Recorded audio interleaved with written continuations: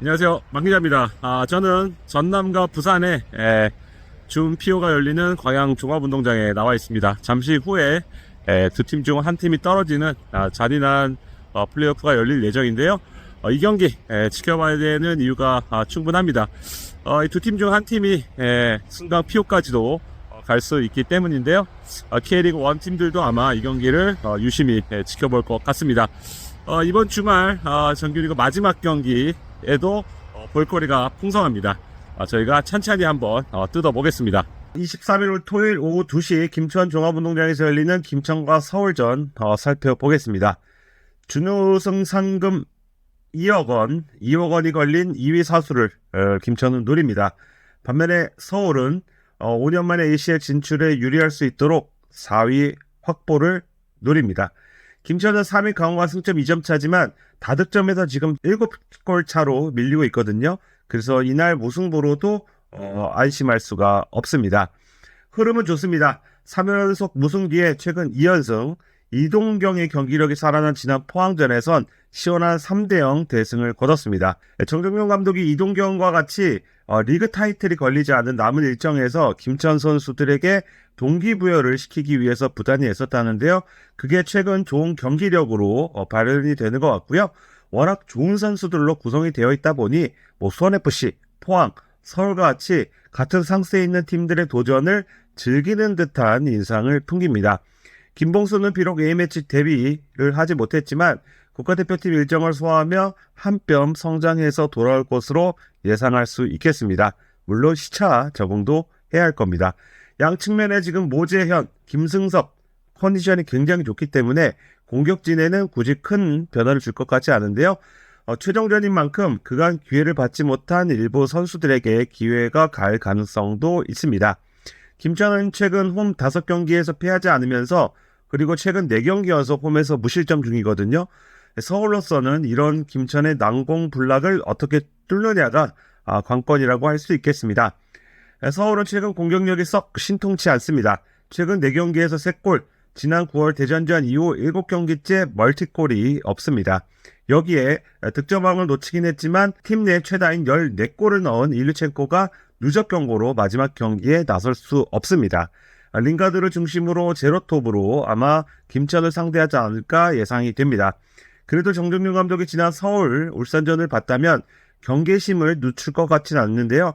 특히 후반전은 완전한 서울의 페이스였습니다. 게다가 김천은 올해 서울과 3번의 맞대결에서 1무 2패, 승리가 없었고 최근 6번의 맞대결에선 3무 3패를 기록을 했습니다. 서울은 라이트백 최준이 지난 울산전에서 부상을 당해서 출전이 불투명하고 최준이 빠질 경우엔 윤종규가 그 자리를 메울 것으로 보입니다. 윌리안 권한규도 사이드라인에 빠져 있습니다. 키플레이어는 김천 이동경, 서울 링가드로 하겠습니다. 이 선에서 차이를 만들 수 있는 마법사들이고요. 중립팬 입장에선 두 선수의 마법을 그냥 즐기면 될 것 같습니다. 네, 두 번째 경기는 같은 시각 울산 문수 경기장에서 열리는 울산과 수원FC의 경기입니다. 일찌감치 우승 확정 지은 울산, 이날 대관식을 치릅니다. 사실 지난 1일이었죠. 강원을 상대로 2대1 승리를 거두면서 울산 종합운동장에서 축포로 자축을 하긴 했지만 진짜 트로피가 아닌 모형을 들었거든요. 팬이 던져준 거라고 하던데 잔디보수를 마치고 돌아온 울산 문수 경기장에서 이날 진짜 트로피를 들어올릴 예정입니다. 대관식이 민망해지지 않으려면 역시 승리가 필수겠죠. 하지만 고민이 있습니다. 시즌이 끝나지만 울산은 시즌이 지난 후에 오히려 더 중요한 일정이 남아있거든요. 26일이죠. 상하이 포트전, 그리고 30일 포항과의 코리아컵 결승, 4일 12월 4일 상하이 선화까지 아챔과 코리아컵을 넘나들면서 울산, 서울, 중국으로 가는 강행군이 이어집니다. 주전들을 아끼기 위해 이번 경기에 로테이션을 단행할 가능성도 있습니다. 조현우, 이명재 이런 선수들은 대표팀 원정까지 다녀왔잖아요. 중동 원정을 다녀왔기 때문에 피로도가 더 클 수밖에 없고요. 일단 울산은 14일까지 휴식을 취했고 15일부터 훈련을 재개해서 경기를 준비했습니다. 선수단에서는 이 기초군사훈련차 11일 입대한 엄원상, 그리고 회복 중에 있는 야고, 정우영, 이 선수들이 일단 출전할 수 없을 전망입니다. 수원FC는 지난 라운드에서 강원을 4대0으로 잡으면서 길고 길었던 무승 행진을 9경기 만에 끊었는데요. 최근 서서히 좋아지던 경기력이 마침내 결과까지 만들어냈습니다. 수원FC는 이날 울산전에서 승리할 경우 서울과 포항의 결과에 따라 최대 4위까지 올라설 수 있습니다. 이미 구단 역사상 K리그1 최다 승점을 달성한 수원FC는 K리그1 최고 순위까지 올라설 수 있는 기회도 잡았습니다. 참고로 수원FC의 K리그1 최고 성적은 당시 김도균 감독이 있던 2021년이었죠. 당시 기록한 5위입니다. 수원FC는 13일 훈련을 시작해서 17일 하루만 쉬고요. 계속 훈련을 진행했습니다. 스쿼드 상황을 보면 아르한이 인도네시아 대표팀을 다녀왔고요. 하정우와 안치우가 19세 대표팀에 차출이 됐습니다. 1군에서는 잭슨과 박배종이 부상으로 경기에 나설 수 없어요. 나머지는 정상 컨디션을 유지하고 있습니다. 양팀은 올 시즌 3차례 맞붙어서 1승 1무 1패로 팽팽했습니다. 수협이 8월 열린 대결에서 2대1로 승리를 했는데 이 승리가 좀 의미가 있었던 게 10경기 동안 1무 9패로 절대 열세였던 울산을 상대로 징크스를 끊어낸 값진 승리였습니다. 특히 울산이 김판곤 감독 부임 후 리그에서 딱 한 번 졌는데 이게 바로 이 경기였습니다. 울산 입장에서는 그때의 서력이 하고 싶을 거예요. 수협은 울산이 참 약했지만 그래도 이긴 2경기가 모두 문수였다는 점을 기억하고 싶을 겁니다. 두 MVP 후보의 자존심 싸움에 주목하고 싶습니다. 울산에서는 조현우, 수원FC에서는 안데르손 키플레이어로 꼽도록 하겠습니다. 네, 세 번째 경기는 23일 오후 2시 강릉 종합운동장에서 열리는 강원과 포항전입니다. 마지막 경기 목표 확실합니다. 바로 순위 상승인데요. 강원은 현재 승점 61점으로 3위, 2위 김천과 2점 차로 마지막 결과에 따라서 2위 탈환을 노릴 수 있습니다. 이미 구단 역대 최고 성적 확보했지만 3위와 2위는 또 다르거든요. 최근 2연패 흐름을 벗어나 역대급 시즌의 마지막 홈 경기를 어떻게든 승리로 장식하고픈 마음이 클 겁니다. 변수는 있습니다. 핵심 라이트백 황문기가 뛸 수 없을 것으로 보입니다. 황문기는 햄스트링 쪽 가벼운 부상을 당했는데 대표팀에 선발이 되었다가 바로 소집 해제됐습니다. 대한축구협회 규정을 보면 소집 통보를 받은 선수가 소집에 불참하면 대표팀 해산일로부터 5일이 경과하는 기간 동안 소속팀의 공식 경기에 뛸 수 없다고 되어 있습니다. 대표팀이 20일에 해산했으니까 이번 주말 경기에는 뛸 수 없게 된 겁니다. 강원 구단은 별도 승인을 해달라는 입장인데 그게 받아들여질지는 미지수입니다. 만약 황문기가 뛰지 못하면 이유현이 그 자리를 메울 가능성이 있습니다. 고민은 또 있습니다. 미드필더 김동현이 허벅지 부상에서 완전히 회복되지 않아서 포항전 출전이 불투명하다고 합니다. 공교롭게 강원이 3연승 뒤에 최근 2연패를 한 시점이 김동현이 부상으로 빠진 시점과 일치하거든요. 저희가 조기축구를 하더라도 패스를 곳곳에 뿌려주는 선수가 없으면 그게 큰 구멍이 생기는데 아마 그런 어떤 악영향이 있는 게 아닌가 싶습니다. 김동현이 빠질 경우 김강국, 김희석 등으로 주원 조합을 꾸릴 것으로 보이고요. 윤석영은 발목 문제로 출전이 어려워 보입니다. 윤정환 감독은 K리그 대상 유력 후보로 지금 점쳐지는데 이번 경기 승리로 쐐기를 받고 싶어 할 것 같습니다. 포항은 모처럼 스쿼드 상태가 괜찮습니다. 퇴장 징계로 2경기 결장했죠. 센터백 이규백 그리고 국대에 뽑혔던 레프트백 이태석이 동시에 돌아옵니다. 박태하 감독이 수비진에서 활용할 카드가 그만큼 늘어난 건데요. 올 시즌 본체인 완델손을 조금 더 공격적으로 조금 더 다양하게 활용할 수 있게 됐습니다. 장기 결장된 이호재와 이동희는 최종전에도 출전이 어려워 보이고요. 허영준도 출전이 미지수라고 합니다. 포항은 ACL 조별리그 경기와 중요한 코리아컵 결승전을 앞두고 있습니다. 하지만 4위 여부에 따라서 ACL 엘리트로 갈지 아니면 ACL2로 갈지가 결정날 수 있기 때문에 이날 경기를 그저 쉬어가는 코너로 생각하진 않을 것 같습니다. 포항이 최근 3경기에서 1득점, 빈공에 시달렸는데요. 공격진에는 큰 변화가 주기 어렵다는 점은 아킬레스건이 될 수 있습니다. 포항이 내세우는 것이 있습니다. 바로 상성입니다. 포항은 2021년 9월 강원 원정에서 마지막으로 패한 뒤 3년 넘게 11경기째 강원에 패하지 않고 있습니다. 올해 3번의 맞대결에선 모두 승리했고요. 이상하리 많지 강원만 만나면 힘을 내는데 다만 강원은 최근 홈에서 8경기째 패배가 없고 올 시즌 통틀어서 홈에서 단 2패만을 기록 중 포항은 최근 10번의 리그 원정 경기에서 단 2승에 그치는 등 원정에서 다소 약한 면모를 보이고 있다는 점도 살펴야 될 것 같습니다. 키플레이어는 강원 양민혁, 포항 이태석으로 하겠습니다. 양민혁은 언젠가 다시 강릉으로 돌아올 수 있지만 일단 포항전을 끝으로 강원 고별전을 치릅니다. 12월 중순에 토트넘으로 향할 예정인데요. 홈팬에게 마지막으로 인사하는 자리, 내가 왜 대상 후보인지, 내가 왜 영풀 유럽 수상자인지, 그리고 베스트 11의 어떤 자격을 좀 드러내 보이고 싶어 할 것 같습니다. 이태석은 아버지 이율령이 이어서 부자가 국대 A매치를 치르는 아주 뜻깊은 순간을 보내고 포항으로 돌아왔죠. 이태석이 어느 위치에 투입되느냐에 따라서 양민혁과도 충돌을 할 수 있습니다. 24일 경기로 가겠습니다. 오후 2시 광주 축구 전용구장에서 열리는 광주와 전북의 경기입니다. 아무래도 전북부터 이야기를 해야겠죠. 전북은 승리할 경우 자력으로 10위를 확정 짓습니다. 비기거나 질 경우는 대구의 상황을 지켜봐야 됩니다. 전북은 지난 라운드에서 대구에 3대1로 승리하면서 스플릿 라운드 후 첫 승을 신고했습니다. 또 스플릿 라운드 후 처음으로 상대골문을 여는 데도 성공을 했고요. 전북 입장에서는 4경기 무승을 끊었고요.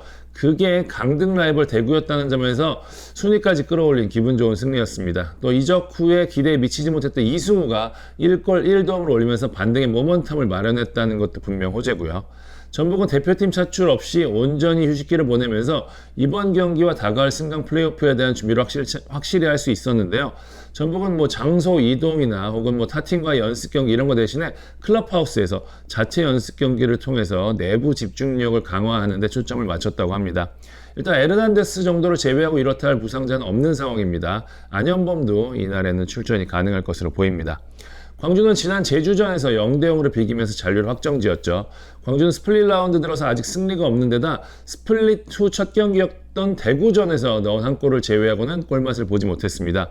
리그에서 빈공을 이어가는 가운데 사실 광주의 초점은 아시아 챔피언스 리그 엘리트에 맞춰져 있거든요. 지난 5일 빗셀곱의 원정길에서 0대2 완패를 당하면서 잠시 주춤했는데 광주는 27일 펼쳐지는 이 상하이 선화와의 홈경기에 조금 더 집중할 공산이 큽니다. 광주가 스쿼드가 두텁지 못한 만큼 일단 이원하는 힘들 수밖에 없거든요. 그래도 이번 경기가 중요한 게 일단 광주가 아챔까지 포함하면 4경기 연속 무득점이라 이를 끊어야 아챔에서도 좋은 경기, 좋은 결과를 얻어낼 수 있거든요. 이정효 감독도 이 부분에 집중을 했다고 합니다. 큰 부상자는 현재 없는 상황인데 아사니가 20일 우크라이나와의 경기에서 선발로 나서서 45분을 소화했거든요. 내부적으로는 무리시키지 말고 아침에 쓰자는 쪽으로 가닥을 좀 잡은 것 같아요. 대표팀에 다녀온 김경민 선수도 컨디션에는 큰 문제가 없고요. 참고로 이번 경기가 펼쳐지는 광주 전용구장 잔디 보수 작업을 진행해서인지 많이 좋아졌다고 합니다. 올 시즌 3번의 맞대결에서는 전북이 2승 1패로 우위에 있습니다. 이정효 매직이 강력했던 지난해에도 5번이나 맞붙어서 전북이 4승 1패로 상대 전적에서 크게 앞섰어요. 통산 전적을 봐도 광주가 단 3승밖에 없거든요. 그래도 2승이 홈이었다는 게 믿을 구석인 것 같은데 광주는 올해 홈에서 그나마 좀 괜찮았던 반면 전북은 원정에서 11패나 당할 정도로 무력했거든요. 이 상성이 어떻게 될지 지켜봐야 될 것 같고요. 키플레이어는 전북 송민규는 최근 광주전 6경기에서 4골을 몰아넣었고요. 광주에서는 이건희 하겠습니다. 광주가 2년 동안 전북에 넣은 골이 4골이었는데 그중 2골이 이건희의 몫이었습니다. 네, 24일 일요일 오후 2시 대전 월드컵 경기장에서 열리는 대전과 제주전도 보겠습니다. 대전은 지난 라운드를 통해서 극적으로 잔류했죠. 현재 9위인데 이날 승리 시 광주 결과에 따라서 최대 8위까지 올라설 수 있습니다. 분위기는 최상입니다. 4경기 연속 지금 3승 1무 패배가 없는데요. 4경기에서 단 1실점에 그친 단단한 수비력이 빛났습니다. 제주가 최소 득점 2위에 그친 팀이란 점을 감안할 때 제주로서는 이창근을 뚫는 것이 최대 미션이라고 할 수 있습니다. 홍선홍 감독은 부임 후 최다의 4일 휴가를 주면서 선수들을 다독였다고 합니다. 스쿼드 상태는 썩 좋지 않습니다. 핵심 미드필더 밥신이 누적 경고로 빠지고요. 주축 수비수인 안토니 지난 인천전 퇴장으로 이날 나란히 결장합니다. 김문환, 이창근이 지금 대표팀 일원으로 중동 원정에 다녀오기도 했고 그리고 시즌 마지막 경기이기도 해서 로테이션 돌릴 가능성도 배제할 수 없습니다. 제주도 일찌감치 잔류를 확정했고 분위기는 참 좋습니다. 5경기째 패배가 없는데요. 이날 최소 무승부만 거둬도 7위를 확정하지만 김학범 감독 성향상 그저 가볍게 연습 경기 치르듯이 경기를 대하진 않을 것 같습니다. 제주는 주포 유리 조나탄이 부상을 당했기 때문에 최전방에 누굴 세울지 고민을 해야 할 것 같습니다. 한동안 스쿼드에 빠져있던 진성욱을 다시 불러들일지 아니면 후반기 잔류에 큰 공을 세운 김주공을 앞세울지 궁금합니다. 부상으로 힘든 나날을 보내고 있죠. 구자철의 최종전 투입 여부는 여전히 불투명한 것 같고요. 주전 수문장인 김동주는 부상에서 회복해서 훈련에 임하고 있습니다. 현재 K리그의 대표적인 베테랑들이죠. 황선홍 감독과 김학범 감독이 다시 재대결을 펼칩니다. 두 사령탑은 2012년부터 12년째 K리그 무대에서 격돌하고 있는데요. 김학범 감독이 강원, 성남, 광주, 그리고 제주, 그리고 황선홍 감독이 포항, 서울, 그리고 대전 소속으로 맞대결했고 12번의 지략 대결에선 황선홍 감독이 7승 2무 3패 우위를 점했습니다. 지난 10월 7년 만에 맞대결에선 김학범 감독이 2대1로 역전승을 하면서 제주는 올해 대전전 3연승을 거두고 있습니다. 키플레이는 대전 김현우, 제주 임채민으로 하겠습니다. 대전의 마사, 김준범, 윤도혁, 그리고 제주의 이탈로 갈래고 김주공, 이렇게 미드필더, 공격진은 그간 주목을 많이 받았으니까 이번엔 잔류 1등 공신인 수비수로 한번 잡아봤습니다. 대전 김현우, 제주 임채민을 빼놓고 두 팀의 잔류를 설명할 수 있을까요? 저는 설명할 수 없다고 봅니다. 마지막 경기입니다. 같은 시각 대팍에서 열리는 대구와 인천의 경기입니다. 대구는 10위에 올라서기 위해서는 무조건 이 경기를 잡아야 합니다. 승리 후 전북의 결과를 지켜봐야 하는데 비기거나 지면 그대로 11위에 자리하게 됩니다. 대구는 지난 라운드에서 전북에 완패를 당하면서 11위까지 내려갔죠. 대구는 이 굴절된 볼이 골대를 맞고 나오는 불운을 겪었고요. 상대는 이 굴절된 볼이 그대로 들어가는 행운이 따랐습니다. 이런 부분이 있기는 했지만 내용면에서도 패배할 만한 경기였어요. 대구는 스플릿 라운드 후에 지금 승리가 없는 상황인데요. 2무 2패, 무패의 흐름입니다. 확실히 세징야의 공백이 좀 느껴지고 있는데 일단 많은 분들이 세징야 출전 여부 궁금해하실 거예요. 일단 세징야 간단한 훈련을 시작했습니다. 아무래도 이날보다는 이 승강 플레이오프가 본 게임이기 때문에 무리하지 않을 것으로 보입니다. 일단 28일이 승강 플레이오프 1차전이거든요. 회복 스케줄도 여기에, 그다음에 컨디션도 여기에 맞춰져 있을 공산이 큽니다. 세징야뿐만 아니라 대구 역시 굳이 10위를 위한 승부수를 띄우기보다는 이 전체적인 흐름이나 컨디션을 올리는데 중점을 둘 가능성이 높거든요. 하지만 물론 이 마지막 홈경기라는 점, 그리고 승강 피오전의 이 무승 행진을 끊어야 한다는 점 등에서는 이 승리의 의미가 작지 않은 이번 경기입니다. 인천은 지난 대전전에서 1대1로 패하면서 최하위가 확정이 됐습니다. 지독히도 꼬름이 따르지 않았고요. 결국 잔류왕 신화가 막을 내리면서 창단 첫 감등이라는 쓴맛을 봤습니다. 아무래도 인천 입장에서는 이날 경기에 대한 동기부여가 떨어질 수밖에 없는데요. 마지막 유종의미를 거두자는 일념으로 훈련은 잘 이루어졌다고 하는데 역시 분위기가 문제가 될 것 같습니다. 인천이 이날 그나마 노릴 부분은 무고사일 것 같아요. 무고사가 15골로 득점 선두를 달리고 있는데 인천은 아무래도 이 무고사와 득점왕 만들기에 초점을 맞출 공산이 큽니다. 무고사는 A매치 휴식기 동안에 이 대표팀에 차출돼서요. 한 경기를 교체로 소화했어요. 컨디션이 관건이기는 한데 그래도 출전까지는 큰 문제가 없을 것으로 보입니다. 인천은 현재 이렇다 할 부상자 없이 이번 경기를 맞이할 전망입니다. 올 시즌 두 팀은 세 차례 맞붙어서 인천이 1승 2무로 우위에 있습니다. 공교롭게도 이날까지 3경기 연속으로 지금 대구 홈에서 펼쳐지는데요. 그런데 인천이 대구 홈에서 열린 10번의 경기에서 5승 2무 3패로 우위에 있습니다. 두 팀 다 올 시즌 빈공에 시달리고 있는데 그나마 후반 득점률이 두 팀 다 70%가 넘거든요. 그런 의미에서 후반이 승부처가 될 것으로 보입니다. 대구에서는 지난 인천전에서 골맛을 본 정치인을, 인천에서는 앞서 말씀드린 대로 무고사를 키플레이어로 꼽도록 하겠습니다. 자, 38라운드 프리뷰 해봤습니다. 마지막 라운드도 대박 경기, 대박 관중 기원하도록 하겠습니다. 볼만찬 프리뷰는 오늘 방송을 끝으로 내년에 다시 인사드리겠습니다. 그동안 시청해주셔서 감사합니다.